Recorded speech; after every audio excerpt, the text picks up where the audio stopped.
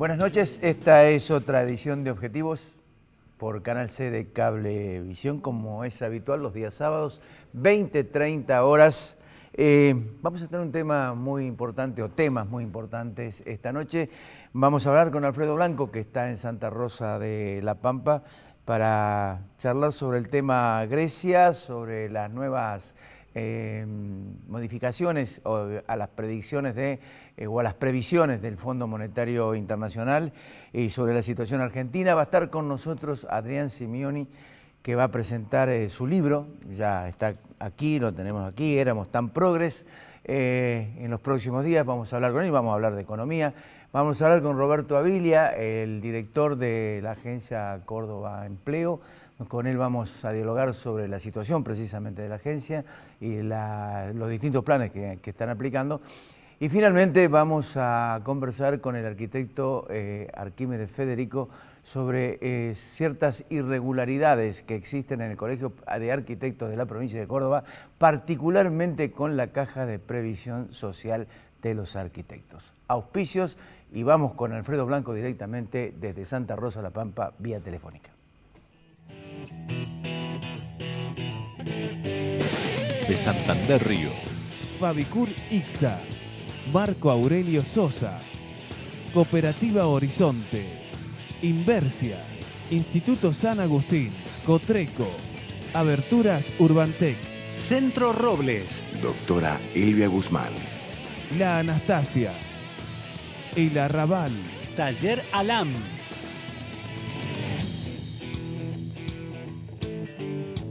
Bien, antes de la columna de Alfredo Blanco, vamos directamente con los auspicios.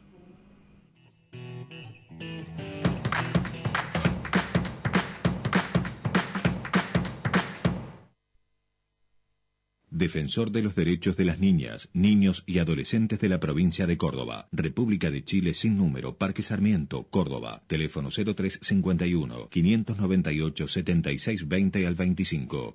La calidad, nuestra pasión. La satisfacción del cliente, nuestra obsesión.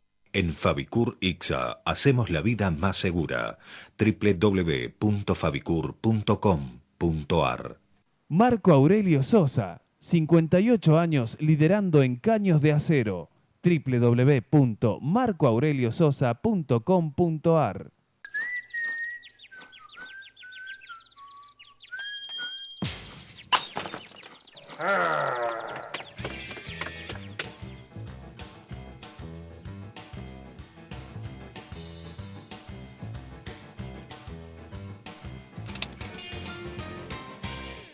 La MUNI te recuerda que muchos trámites los podés hacer directamente online, en cualquier computadora. Ingresando a www.cordoba.gov.ar podés solicitar copias de actas de casamiento, nacimiento y defunción, iniciar la habilitación de tu negocio, registrarte como proveedor, consultar multas municipales, informarte sobre vencimientos e imprimir tus cedulones, entre otras gestiones.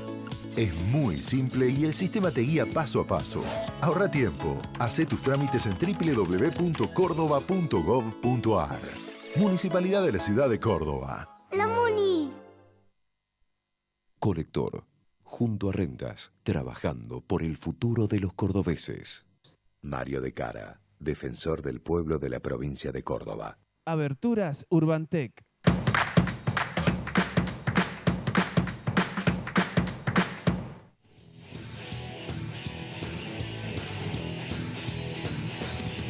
Ahora sí, la comunicación con Alfredo Blanco directamente desde La Pampa. Alfredo, ¿cómo te va? ¿Qué tal? ¿Cómo estás, Ricardo? ¿Cómo andas? ¿Bien? Bien, bien, bien. Bueno. Semana complicadísima esta con el tema Grecia, con las modificaciones en las previsiones del Fondo Monetario Internacional y la situación argentina que no se despeja concretamente, ¿no? Sí. Bueno, empecemos por Grecia.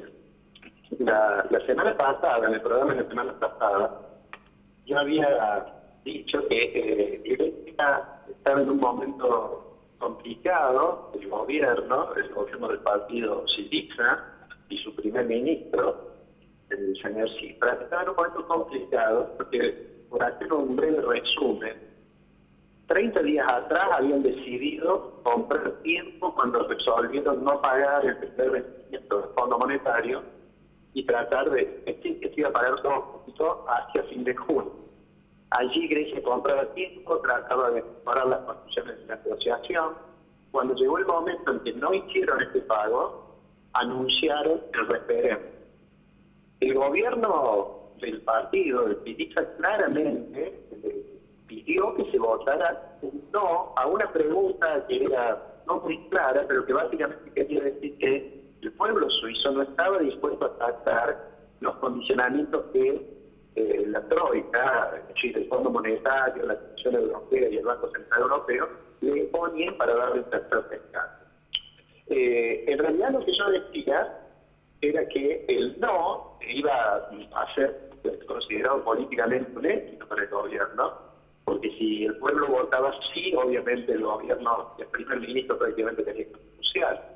Ahora, también dijimos que el no significaba digamos, liberarse de alguna dificultad. Y en particular, mi idea fue que iba a haber problemas hacia el interior del partido, hacia el interior y mencioné puntualmente que el ministro de Finanzas griego era mucho más duro, mucho más radicalizado que al menos lo que estaba el primer ministro. Bueno, efectivamente ganó el no, pero el lunes renunció el ministro de Finanzas, como una especie de gesto hacia la Unión Europea, hacia la Comisión Europea, y hasta que varias veces habían reclamado que lo aparte, y asumió un nuevo ministro. ¿Cuál es la situación hoy? Grecia acaba de presentar una propuesta. En realidad Grecia necesita que sus acreedores habiliten un rescate de más de 53.000 millones de euros.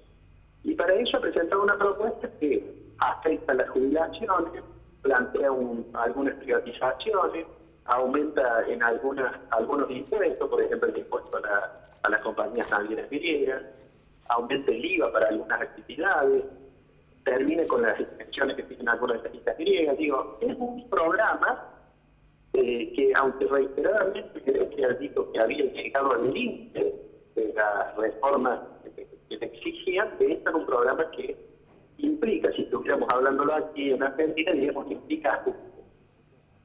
¿Cómo es el paso que sigue? Bueno, lo tiene que tratar el Parlamento griego, mientras nosotros estamos grabando, creo que debe haber ya comenzado ese tratamiento, y a su vez lo tienen que ver 18 ministros de finanzas de los 19 que van a ser que integran la Unión Monetaria, el Secretario Interno. Me gustaría, digamos, decir dos cosas que ya las hemos dicho, digamos, en relación a la comparación con Argentina.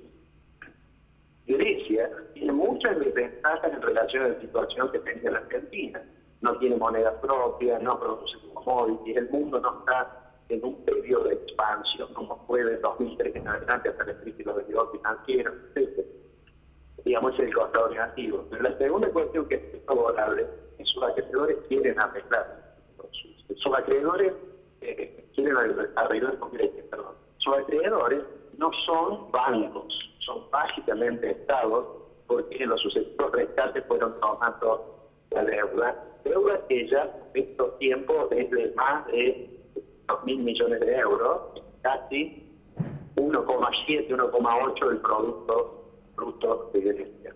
Pero tiene la ventaja de que hay una voluntad de que no abandonen el área del euro. Y yo creo que el primer ministro está convencido de que fuera del euro, las estrategias que algunos sugieren de generar una moneda doméstica, etcétera, cree que son demasiado dolorosas para Grecia. De todos modos, al interior de su partido hay posiciones muy radicalizadas que pueden llegar a insistir en este tipo de temas.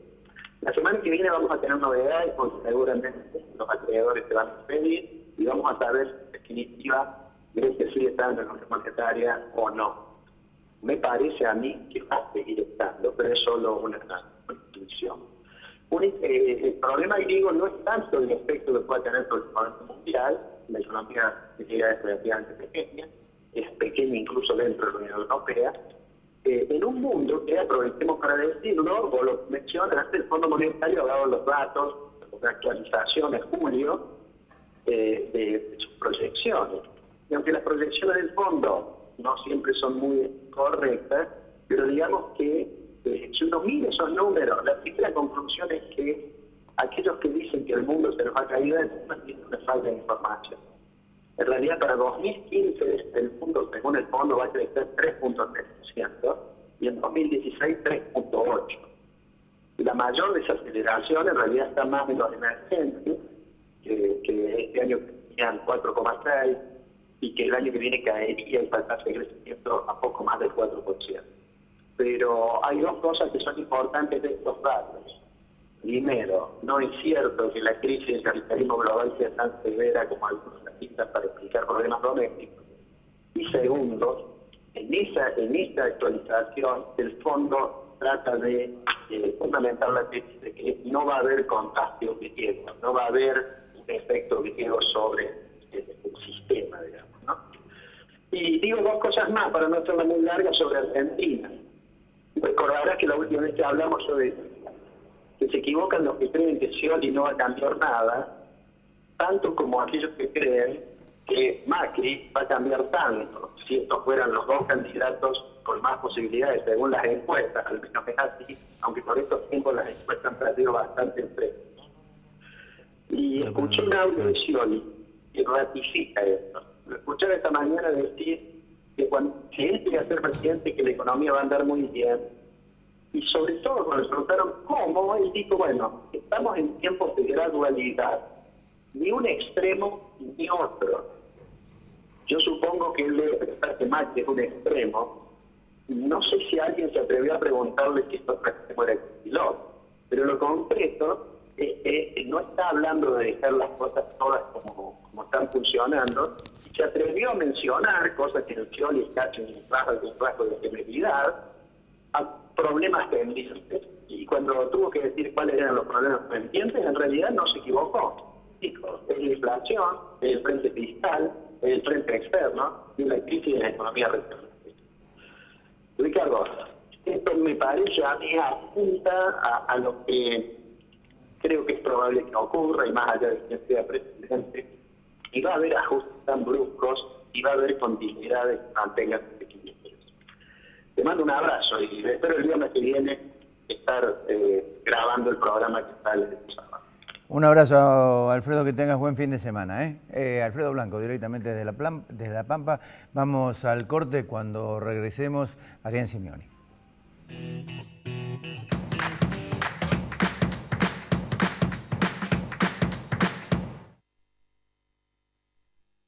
La educación es el eje principal de las acciones de responsabilidad social corporativa de Santander Río. A través de su programa Universidades, el banco apoya la educación superior pública y privada. Si usted es un profesional en ciencias económicas, aunque trabaje en relación de dependencia, debe matricularse en el Consejo de Ciencias Económicas. Marco Aurelio Sosa, 58 años liderando en caños de acero. www.marcoaureliososa.com.ar. La calidad, nuestra pasión. La satisfacción del cliente, nuestra obsesión. En Fabicur Ixa hacemos la vida más segura. www.fabicur.com.ar. Instituto San Agustín, IMIX, CIAFA, Sistema de Autorización y Provisión de Medicamentos Oncológicos, certificación normas ISO 9001.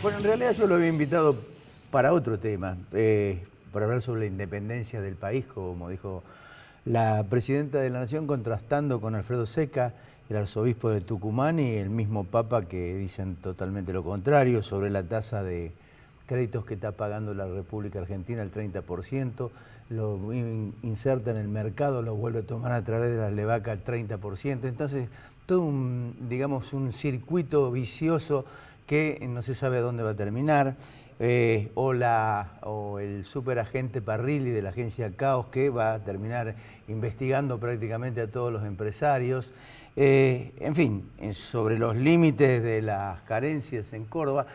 Pero resulta que esta tarde me acabo de enterar que el señor Adrián Simeoni va a presentar Éramos tan progres. Este libro fresquito, porque recién acaba de salir el número 1 de La Raíz 2. Raíz de 2. Raíz de 2. Es la editorial. Y lo va a presentar el jueves 16 de julio a las 19 horas en el aula magna de la Facultad de Ciencias Exactas, Físicas y Naturales, en Vélez Sarsfield 299, y lo va a presentar nada menos que Mario Pereira. Así ¿Qué es. me contás? Bueno, muchas gracias. Muchas gracias, Ricardo, por la Éramos tan presentación. progres. Así es el título. Está bueno. Bueno, sí, a mí me gusta mucho y esperemos que les guste también. Es un libro, obviamente, no académico. Sí, hay una aclaración apenas comienza el libro diciendo que... Es un libro periodístico y que busca, no es una recopilación de artículos viejos, que es algo que a veces los periodistas hacen, es un libro en sí mismo, y básicamente, te digo, apunta a marcar las vacas sagradas, los mitos, las cosas que no se pueden decir, las ideas que tiene establecidas y congeladas el progresismo y el populismo argentino, y que a mi juicio son un lastre enorme para nuestro desarrollo social, digamos. Son básicamente ideas equivocadas, ¿no? O que no están equivocadas, pero están formuladas de forma tal que lastran el debate político y social, ¿no? en la Argentina, desde mi punto de vista. Y eso es lo que procuro mostrar a través de una serie de capítulos en los que voy tomando distintos temas, ¿no? ¿Por qué crees que la gente compra el modelo populista? Bueno, porque es muy cómodo. Digamos, la Argentina, desde mi punto de vista, ha tenido estas crisis recurrentes, siempre tenemos un Estado que viene a un punto de crisis donde está sobrepasado en su capacidad de endeudamiento, en su capacidad de emisión de dinero, sobrepasado en su gasto público, que es en definitiva gran parte de la causa de todo esto. La élite política argentina nunca logra controlar esa crisis, evitar que se profundice. Entonces la crisis sobreviene como si fuera un fenómeno natural en Argentina que licúa todos estos excesos del Estado, todos estos desbordes, ¿no? Licúa el déficit fiscal. Entonces eso ocasiona una crisis económica, una crisis política, tocamos el fondo y rebotamos. Cuando rebotamos aparece un nuevo poder político que aprovecha ese rebote y vuelve a poner en marcha lo mismo, ¿no? Y ahí se reconstituye ese partido del Estado, que yo creo que es el único partido real que hay en la Argentina, es el único partido político de verdad que hay en la Argentina, y que se reconstituye bajo estos dogmas, ¿no? Bajo estos dogmas progresistas y populistas, que por supuesto reproducen la misma situación porque nada cambia estructuralmente y volvemos a generar esa crisis y ese desborde, ¿no? Yo en mi experiencia eso es lo que puedo sintetizar como una vuelta. ¿Cómo ¿no? es el típico progre argentino? Bueno, el progresismo argentino está atado a una serie de ideas establecidas desde mi punto de vista, que son muy difíciles de discutir con él, ¿no? Y que son básicamente absurdas desde este punto de vista. Por ejemplo, en la última campaña electoral de Córdoba había, en un debate que se hizo, un candidato a gobernador de uno de los partidos de izquierda proponía estatizar todas las empresas que quebraron, ¿no? Esa es su receta para salir de crisis. Sí, esa idea tiene un problema teórico, ¿no? Que uno lo puede deducir por el absurdo, es decir, si se hubieran pensado de esa forma, todavía tendríamos fábrica de carretas, porque en Córdoba, en la época de la colonia, tenía fábrica de carretas, y si nunca se hubiera podido cerrar nada, a menos que todas ellas hubieran derivado en automotrices, tendríamos todavía fábricas de carretas. Pero hay una cuestión teórica y además empírica. Está a la vista en nuestra propia historia y en la historia de otros países, vale ver lo que sucede en Venezuela, donde el Estado se ha revelado ya incapaz de controlar y de manejar esas cosas. Sin embargo, siempre se tiene a tiro la misma frase, fácil, simple, que por supuesto calienta las orejas de mucha gente, porque a todos nos gusta vivir en un mundo con los menores niveles de incertidumbre posible y que nos tenga garantizadas las cosas de por vida, y hay mucha injusticia porque algunos sí tienen esas garantías y otros no, y ese es un problema, ¿sí? Pero no vas a solucionar el problema por la vía del absurdo, ¿no? Entonces, yo creo que hay un facilismo, una vagancia para pensar y un fuerte temor a revisar las cosas, ¿no? Hay un temor a que te excluyan tu grupo de relaciones, si vos te atreves a pensar ciertas cosas. Sí. Y es muy poderoso ese núcleo de pensamiento en la Argentina. Para mí es claramente hegemónico. Es extremadamente poderoso. Duro dicen que es el 32%, 33%. Es que a mí me da la impresión de que en el digamos, somos un 100% de población. Sí. Pero en el debate político de todos los días, más allá de las elecciones y demás, interviene un porcentaje muy inferior. Suponete que sea el 15% de la gente que interviene en el debate público, político, económico, cotidiano, ¿no? En ese 15% hay una sobrerepresentación del progresismo y del populismo que es enorme, brutal, domina claramente la agenda. Domina claramente la agenda, además, Buenos Aires, que es pasmosamente populista y progresista, porque básicamente vive de los recursos que esa estructura, que ese partido del Estado toma del resto del país y financia allí esa vida etérea, desligada de las condiciones materiales en las que hay que sobrevivir. Transporte barato. Transporte barato, es la famosa canción Los Locos de Buenos Aires, claro, ¿no? Tanto financiado, porque es más fácil conseguir una beca del Estado Nacional, un puesto universitario que no te somete a demasiado estrés, trabajar en la biblioteca del Congreso, 4x3 en el turno, si te toca sumado el turno de la noche. Abierta te significa ser un intelectual. Esto es una infraestructura. O discutir la fecha de la independencia. Exactamente. Hay toda una infraestructura que favorece la consolidación de esa clase, que además es muy bulliciosa, tiene tiempo, además, y está formada. La mayoría son muy educados, son universitarios, en su enorme mayoría. Sí. Entonces, yo creo que ellos son claramente hegemónicos en la ideología predominante de la Argentina, si lo pudiéramos definir de ese modo, ¿no? Yo leía días pasado una nota tuya hablando concretamente del financiamiento del Estado y coincido con vos, coincido realmente con ese análisis que realizabas, en el sentido de que el Estado está tomando tasas del 30%, que es una barbaridad, para inyectar al mercado, después recuperarlo con Leva, que también paga tasas importantes y que después se va retroalimentando. Es decir, ¿a dónde va a llegar todo eso? Bueno, no se sabe, porque digamos, el gasto público, que no ha cesado de crecer desde hace años. Gastón Utrera me decía días pasados, 300.000 millones a 350.000 millones de déficit es la proyección que hay, la proyección que tiene este año. Exacto.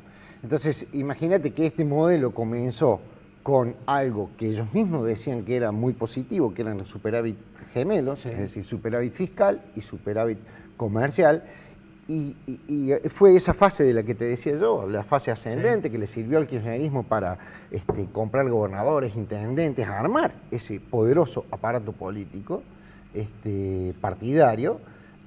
Ahora, nunca han dejado esa lógica. Es un partido político onerosísimo para la Argentina, porque demanda cada vez más recursos. Bueno, han quemado todas las naves, o no sé, por ahí la imaginación se esfuerza y encuentra otras naves para quemar, pero las fueron quemando todas. Primero quemaron el superávit fiscal, después quemaron la presión impositiva, que la llevaron al exceso, después quemaron reservas del Banco Central, después quemaron las cotas de emisión a las que se podía hacer. Antes ya habían quemado el ahorro previsional, transformándolo en un impuesto, básicamente, porque se lo gastan de ese modo. Bueno, la emisión del Banco Central ya había generado tales niveles de inflación que el Banco Central empezó a darle los pesos a Kicillof por un lado, Kicillof lo gastaba y entonces el Banco Central los volvía a tomar, tomando prestados los depósitos en los bancos, que es donde iba a parar ese dinero que gastaba Kicillof. Bueno, pagando tasas del 28% anual. Ese nivel de endeudamiento del Banco Central con los depositantes de los bancos llegó al 74% de los depósitos. Esa es la última medición que hay. O sea, buena parte de todo lo que los argentinos tienen en los bancos se los debe el Banco Central. No sé si te recuerdo otras épocas. Sí. Ese nivel llegó a nivel tan alto que entonces... Subliminalmente es una advertencia para quienes eventualmente tienen depósitos. Exactamente. Ese nivel llegó a un nivel tan elevado de endeudamiento que entonces Kicillof empezó a tomar dinero prestado por sí mismo, pagando hasta el 30% mensual. Esto ha sucedido este año. Toma 10.000 millones de pesos por mes, Kicillof, que además sigue recibiendo billetes del Banco Central. ¿No? Ese dinero, Kicillof lo toma prestado, cierra las cuentas ese mes, se vuelve a gastar. Y el dinero se vuelve a reunir, sean los mismos tipos o particulares que terminan en el banco o en donde sea, y los vuelven a prestar, también al 30%. Es una fabricación de dinero que va encontrando distintas vías porque no hay cómo surtir a la lógica fiscal y de gasto público que tiene el gobierno nacional y necesita inventar cada vez nuevos circuitos. Eso multiplica el dinero y tenés menos pesos, menos dólares o los mismos dólares que tenías. Es un problema serio. Ahora, para volver a mi libro y de paso me hago propaganda, ¿no? Dale, no hay problema. Fíjate que la semana pasada se conoció esta nueva doctrina de inteligencia. Así es. Nacional. ¿Correcto? Que dice que la CIDE, digamos la AFI, que es la nueva agencia que reemplaza a la CIDE, va a vigilar y a controlar, va a prevenir golpes de mercado. ¿Sí? Esa, por ejemplo, es una frase que entra como por un tubo en la ideología progresista y populista de la Argentina, entra sin filtro, todo el mundo la acepta porque todo el mundo da por sentado primero, que existen los golpes de mercado, ¿sí? Que esos golpes de mercado son llevados a cabo por un grupo muy ladino de personas todopoderosas que se ponen de acuerdo para un día voltear un gobierno yendo a comprar dólares. Bueno, entonces es una enorme fantasía, ¿no? Sin embargo, cuando son cuestionados los funcionarios por esta nueva doctrina de inteligencia, lo que ellos salen a decir es: no, pero no se preocupen porque no vamos a andar persiguiendo arbolitos en la calle. Y dan por sentado, lo que no hay es una discusión conceptual. Para el poder económico en la Argentina, para las empresas argentinas, para mucha gente que no interviene en el debate público, lo que no existe es la noción de golpe económico.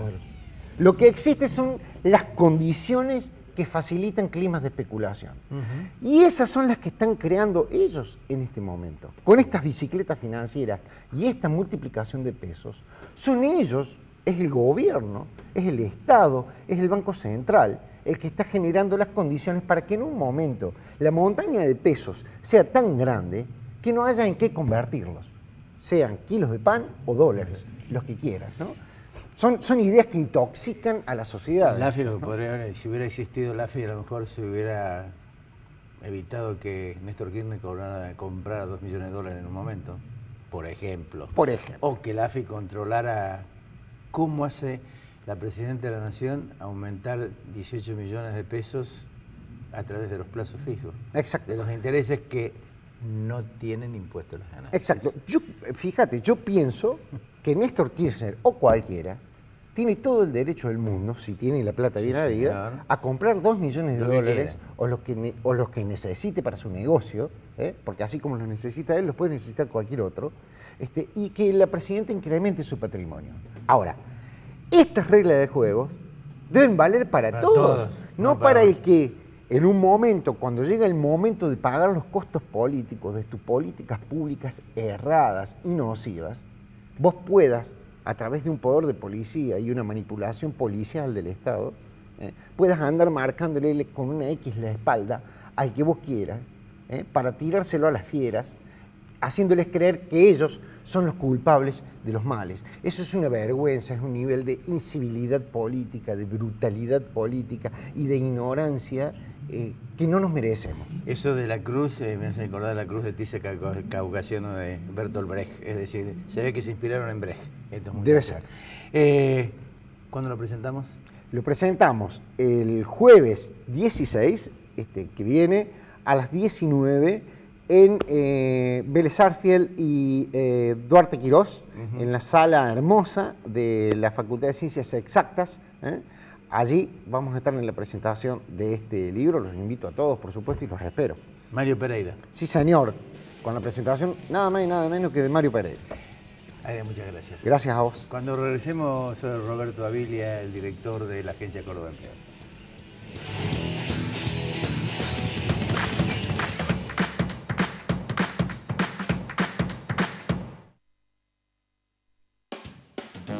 Córdoba limpia, limpia Cotreco. Córdoba limpia, limpia Cotreco.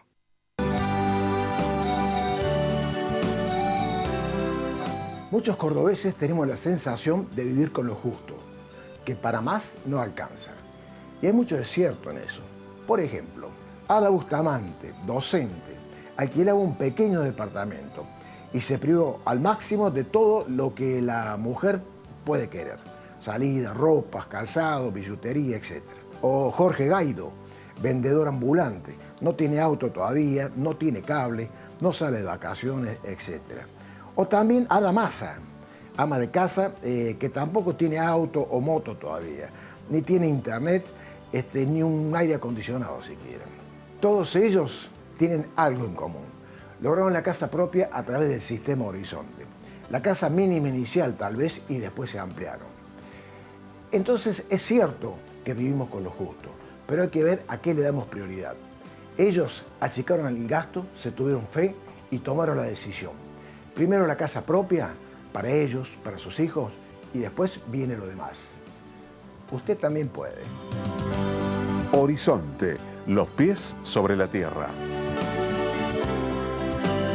Aberturas Urbantec, tecnología alemana, producción argentina, www.urbantec.com.ar. Inversia Mediterránea de Inversiones, SRL.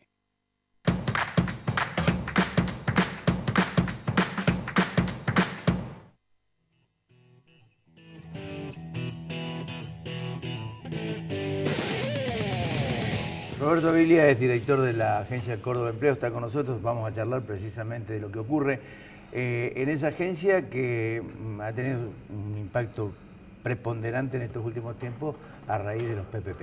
Roberto, gracias por venir. Por favor, muchas gracias por la invitación. ¿Mucha demanda?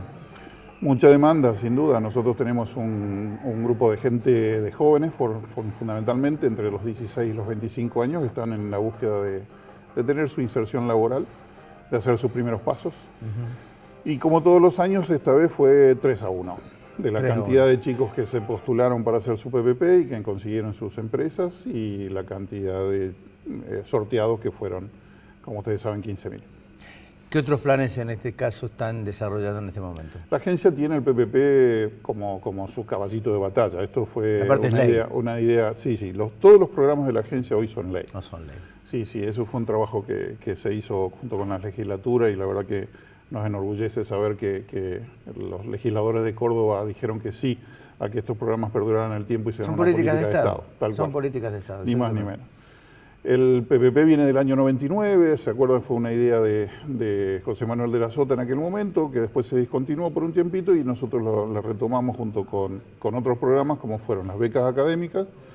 Hoy ya tenemos 10.000 chicos que están estudiando carreras que son de interés para la provincia en las distintas universidades o institutos superiores de formación no universitarias. Tenemos los programas de curso de formación, la formación para oficios. Esto lo damos en los CEDER, que tenemos 33 en toda la provincia, y también en nuestra sede de Juan B. Justo 3600.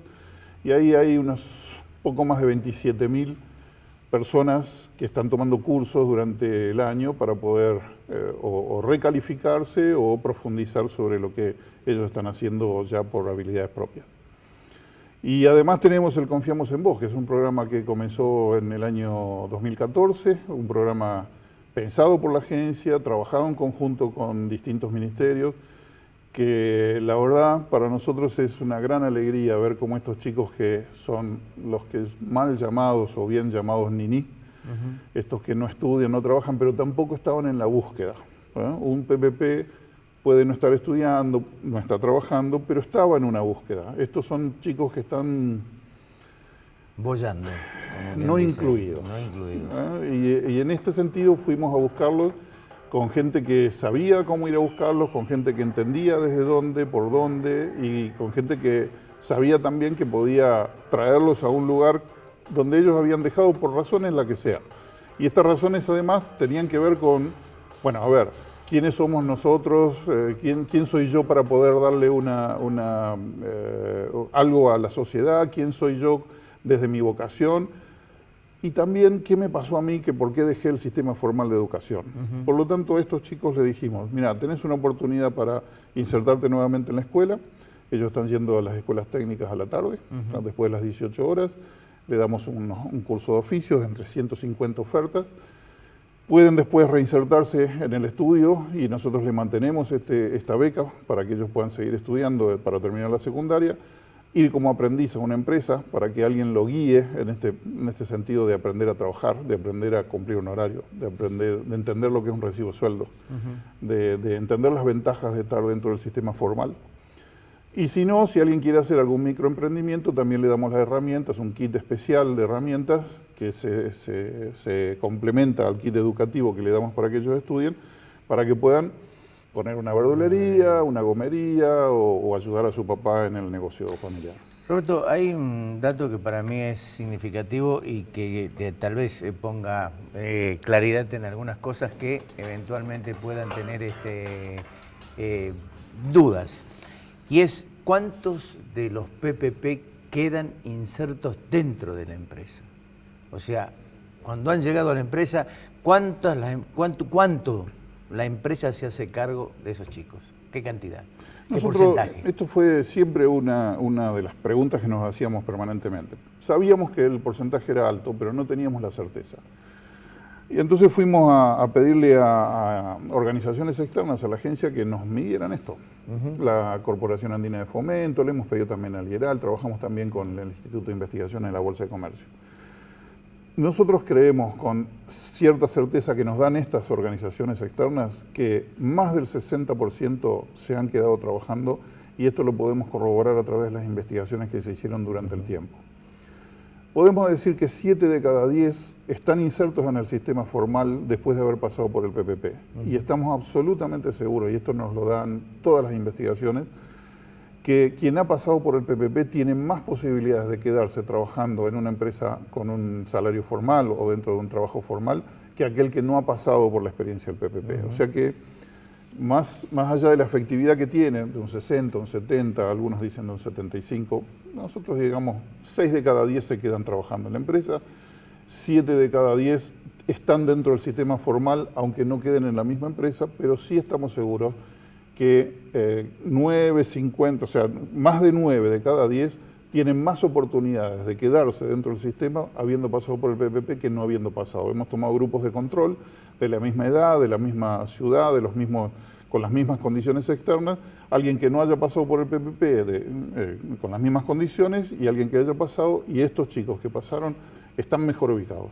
¿Hay utilización de alguna manera abusiva, perversa por parte de las empresas del PPP? Y si no cumplen con la ley, por supuesto. Allí está el Ministerio de Trabajo y nosotros mismos controlando de que eso no sea así. La ley expresa con claridad cuáles son las condiciones que tiene que cumplir el PPP y la empresa. Tenemos pedidos de todo tipo, empresas que no tienen ni un empleado en blanco y no pertenecen a una zona vulnerable. Y nos dicen, queremos tener un PPP. Bueno, no, a ver, entren en el sistema formal, de trabajo y nosotros entonces le vamos a dar la posibilidad de tener un becario, pero no como reemplazo de. Claro. Y además aquella empresa que haya tenido despidos en un tiempo prudente anterior al inicio del PPP tampoco puede tomarlos. En eso somos muy, muy exigentes. ¿Resulta suficiente? No. ¿O es mucha No, necesidad? pero me parece, Fonseca, que usted va a coincidir conmigo que los que somos funcionarios públicos nunca podemos decir que es suficiente. Es suficiente, lo que no, hacemos. obvio. Siempre Sí. vamos a tener alguna carencia en la sociedad. Quizás uno, una empresa privada o uno que ha pasado también por las situaciones en donde se plantean metas y cumplidas esas metas estamos todos contentos. Creo que en lo público, si bien podemos utilizar ese sistema, pero siempre nos va a quedar corto. No solo porque los recursos puedan ser escasos, porque esa es la primera excusa que a uno le aparece. En realidad es porque la demanda siempre es mucho mayor y que si uno va inclusive a los países más desarrollados, siempre tienen alguna carencia. Por supuesto que no es lo mismo tener una carencia básica que tener una carencia secundaria o de nivel motivacional, eso está claro. En este caso nosotros venimos en un país que, bueno, vivimos en él, no estamos aislados y sabemos lo que han sido las políticas públicas respecto del empleo y los problemas económicos que han generado desempleo. Nosotros estamos paliando eso, trabajamos fuertemente para que eso tenga el menor impacto posible y sobre todo en los jóvenes. ¿Nos faltan los adultos? Claro. ¿Nos faltan más jóvenes? Por supuesto. Miren, los estudios nos dicen que debe haber unos 98.000, 100.000 chicos que no estudian ni trabajan en Córdoba, en la provincia de Córdoba. Con el Confiamos en Vos del año pasado y el de este año hemos bajado más de un 20% ese número, que hemos colocado a trabajar en 10.000, 12.000 y 15.000. Bueno, algunos de ellos han vuelto a su casa, no lo han querido. Hay otros que le han dado el uniforme el primer día y se han vuelto a su casa llevándose el uniforme. Claro. Sabemos que todo eso sigue, pero hay que ir, insistir, estar con ellos. Son vulnerables y nosotros tenemos que estar atrás. Siempre nos falta. Yo cuando me voy a mi casa a la noche y me pregunto, bueno, ¿y qué hice hoy? Y me siento, hice mucho, estoy conforme. Pero también cuando me voy a dormir pienso, ¿y todo lo que tengo que hacer mañana? Porque no alcanzamos. Y todo lo que podemos hacer para ir alcanzando va a ser mejor. No llegamos a todos, pero llegamos a muchos. Roberto, muchas gracias. No, gracias por a venir. Ya volvemos con Arquímedes Federico.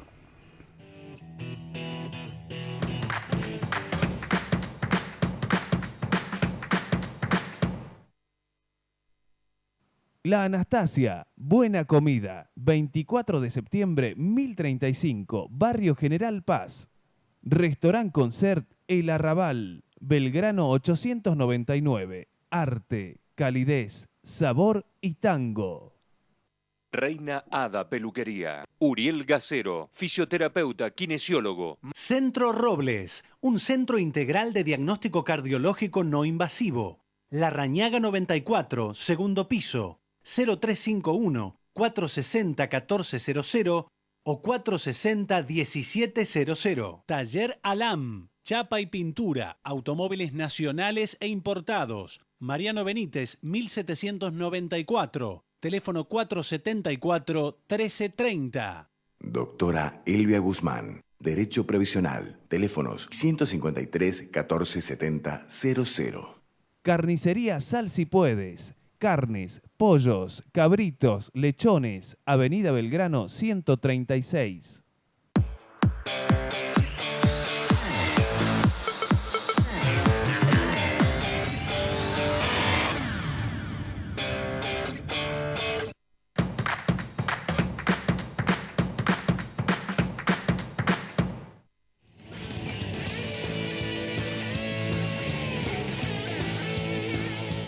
Bien, hablábamos al comienzo del programa y nos planteamos como interrogantes si existían irregularidades dentro del Colegio de Arquitectos de la provincia de Córdoba, particularmente en el tema de la ley 8.470 de previsión, o sea, de la caja de previsión de los arquitectos, ingenieros agrónomos, agrimensores, técnicos de construcción y maestros mayores de obra. Está con nosotros Arquímedes Federico, es un arquitecto que se ha empeñado concretamente en llevar adelante toda una serie de investigaciones para abordar de alguna forma o llegar de alguna forma a entender qué es lo que está pasando. Arquímedes, gracias por venir. Gracias por invitar. ¿Cuál es la jubilación mínima que cobran? Hoy, con el último aumento retroactivo a junio, 5.600. ¿Por qué cobran eso? Porque los aportes están atrasados. ¿Y por qué están atrasados?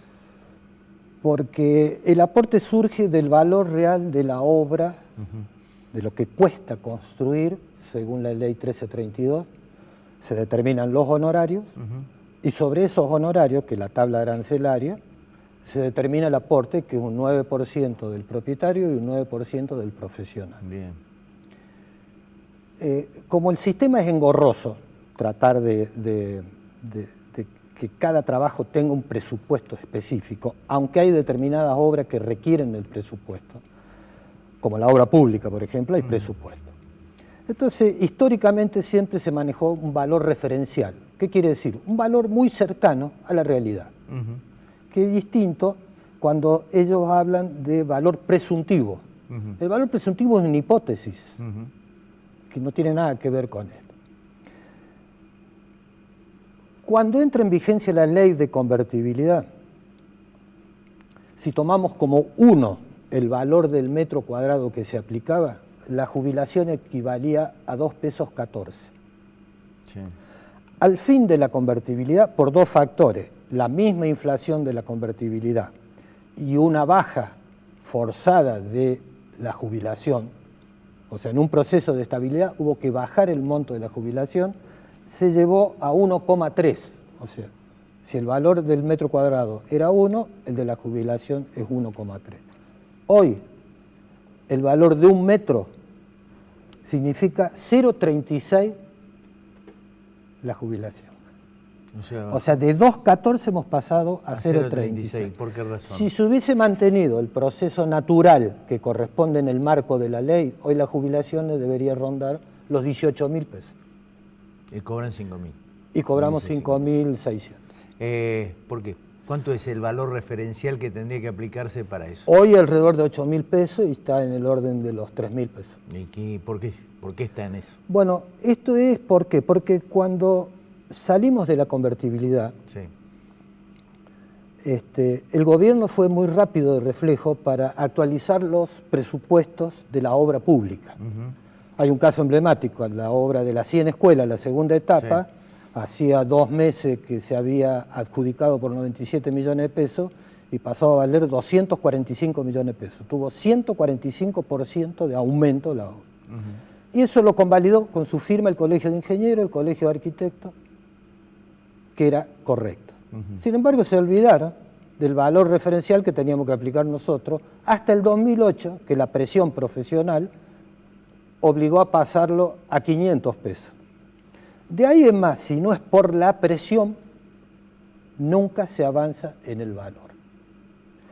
Entonces, el Colegio de Arquitectos es responsable porque antes no hacía falta ningún camino. Era el colegio... es lo que quería preguntar. ¿Quiénes son los responsables? El responsable primero es el colegio, las autoridades del Colegio de Arquitectos, que ellos tienen que fijar el valor referencial.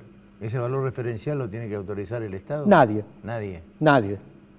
La obra pública ahora empiezan las complicidades. La obra pública se tiene que manejar con ese... La obra pública no, porque trabaja por presupuesto.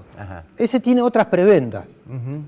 O sea, ahí le han adjudicado toda este ranfaña que ha estado trabajando acá, que son los otros colegios también, que si pagan por adelantado los aportes jubilatorios, tienen un 20% de descuento. Esto como si vos vas a comprar un electrodoméstico, y cuestión que no está permitida por la ley. No aplican el IVA, o sea que el aporte sobre el valor real de la obra bajó de 1 a 0,56. ¿Correcto? Sí. Eso por decisión que cuenta con la principal complicidad que se llama José Manuel de la Sota, que a través de decretos que no tienen sustento legal, pero son decretos que violan la ley, la 1332, autorizó todas estas trampas que hay y mantener bajo el valor referencial.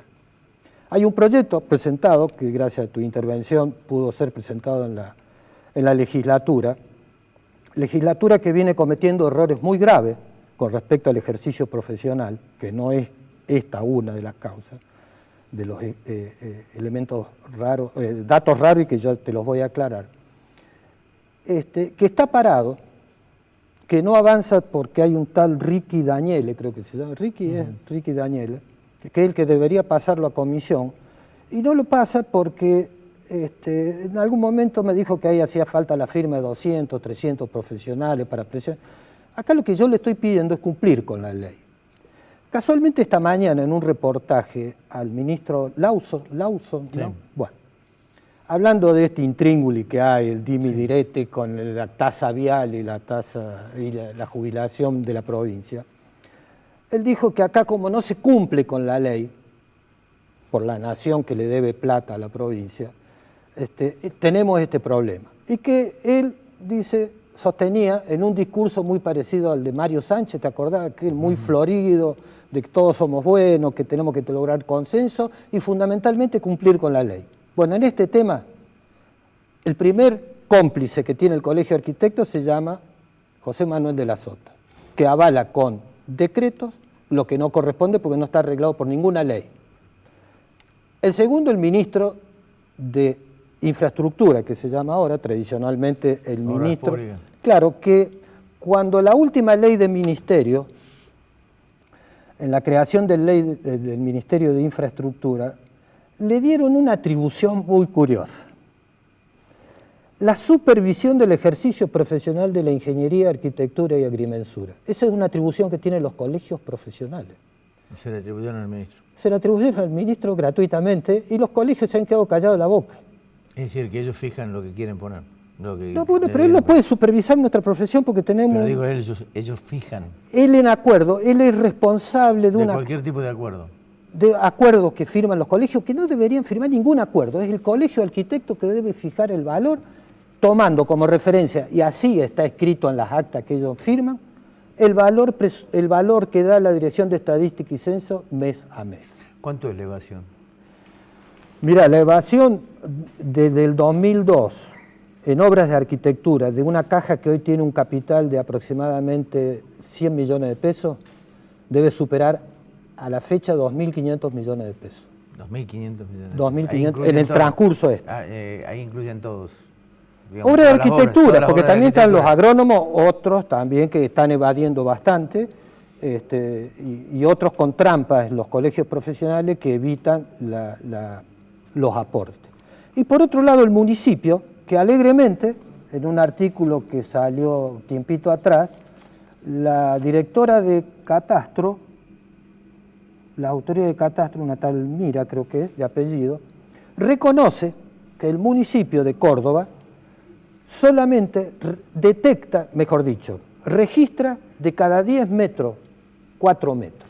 O sea que hay 6 metros cuadrados de cada 10 que quedan afuera. Eso significa, si estuvieran aplicándose los aranceles como corresponde, los valores referenciales como corresponden, una falta de ingreso a la caja nuestra de 150 millones de pesos anuales. Producto de los 1.300.000 metros cuadrados que registró ello en el año 2014, el año pasado. Arquímedes, la reactualización de la obra pública también queda fuera. Mirá, yo te digo lo que me dijo una vez un director, no hace mucho, uno de los directores de la Caja, cuando yo le reclamé que por qué no ponían en orden a los municipios. Él me dijo, hemos ido a los municipios, pero no nos llevan el apunte, ¿qué querés que hagamos? ¿Cómo se revierte esto, Arquímedes? Nosotros hemos presentado un proyecto de ley donde pretendemos que se regularice esta situación. Naturalmente no podés de un día para el otro elevar de 3.000 a 8.000. Obvio. Esto tiene que ser en un plazo no mayor de 1 año y medio a través de una ley, cuestión que está escrito por ello en un acta de acuerdo, pero te aviso, cada acta de acuerdo que se firma al día que entra en vigencia pasa promedio 257 días. Se ha fijado un valor en aquel momento, claro, que casi al año ya no tiene ningún sentido. Entonces hemos presentado, ya que todos comparten el criterio de hacerlo progresivo, tomar tal referencia y todo lo demás, para que en 1 año y medio se haga este proceso y se regularice. Caso contrario, nos encantaría que el señor gobernador, el señor intendente, el señor ministro, los directivos de los colegios profesionales se hagan cargo y aporten la plata que falta. Hay 2 caminos. O aprueban esta ley o directamente ponen la plata que falta porque ellos son los obligados a exigir esta recaudación. ¿La plata que falta cuánto es? Y no menos de 2.500 millones de pesos. No menos de 2.500 No menos de 2.000. Este es un proceso que lleva 13 años. ¿Van a ir a la justicia? Y llegado el caso, sigue. Ahí se le ha pedido al ministro, al nuevo ministro, que responda sobre el incumplimiento de lo que ellos firman, no de la ley. De lo que ellos firman. De lo que ellos firman hay incumplimiento y él es el responsable de ese incumplimiento porque él debe coordinar las tareas de esta comisión que no tiene sentido haber creado, porque era un problema del Colegio de Arquitectos, sin pedirle permiso a nadie, como es la provincia de Buenos Aires. La provincia de Buenos Aires, el valor referencial lo fija el colegio y punto, se acabó la historia. No hay que preguntarle nada a nadie. Ahora, me queda una duda, Diego, ¿por qué el mismo colegio escupe para arriba? Curiosamente, desde los últimos 18 años del colegio ha estado en manos de arquitectos que son empresarios de la construcción. Ajá. 2 son proveedores del Estado de la provincia de Córdoba. Ajá. Y 1 empresario privado. Ajá. Si el colegio de arquitectos va a estar manejado por los empresarios de la construcción, que no es un rol nuestro construir, los arquitectos no construyen, los constructores construyen. ¿Está claro? Son 2 figuras distintas. Vos podés ser constructor, cualquiera de los que está acá puede ser constructor, pero no puede ser arquitecto, si no tiene un título que lo habilita. ¿Está claro? Sí. Entonces, como está manejado por empresarios de la construcción, evidentemente a ellos los beneficia y a sus socios. El otro día vos le hiciste una entrevista a Castelo. Denunció acá, sobre esta mesa, los negociados que hacen a través de la Cámara Argentina de la Construcción con la obra pública. Te doy un dato. El aporte que hace un empresario de la construcción en la obra pública, de un representante técnico que es obligación tenerlo, mensualmente es menor el aporte jubilatorio que el que hace por un oficial albañil. Siendo que el representante técnico tiene una responsabilidad de 10 años ante ruina y todo lo demás. Si querés sigo. Tengo para no tengo más 3 programas tuyos. No tengo más tiempo, pero te agradezco mucho. Bueno. Te agradezco mucho No, yo te agradezco a vos la posibilidad de hablar. Ya, hasta aquí llegamos. Esto es todo por hoy. Nos volvemos a encontrar el próximo sábado a las 20:30 para seguir haciendo objetivos. Que tengan muy buenas noches.